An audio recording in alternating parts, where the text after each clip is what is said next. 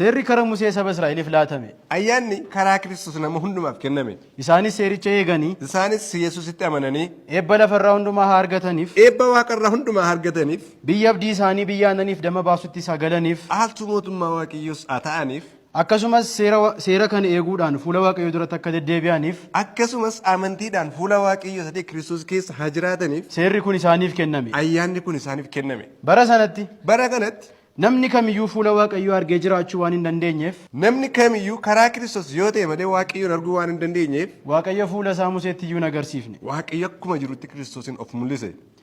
Egaa seerri gatiin cubbuu du'a jedha. Egaa ayyaanni kennaan Waaqayyoo tola jedha. Du'ichis du'a bara baraati. Jireenyichis jireenya bara baraati.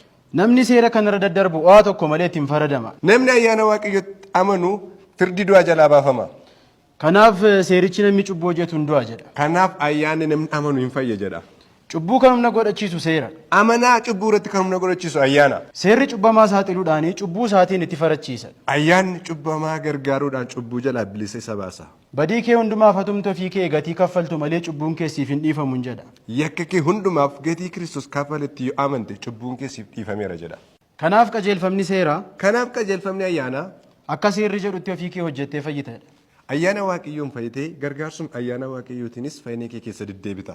Walumaa galatti seerri hojiinsaa cubbamaa cubbuu isaa mul'isuudhaan ittiin farachiisa. Walumaa galatti ayyaanni hojii Kiristoos hojjeteen cubbamaa qajeelaa gochuun birmaduu baasuudha.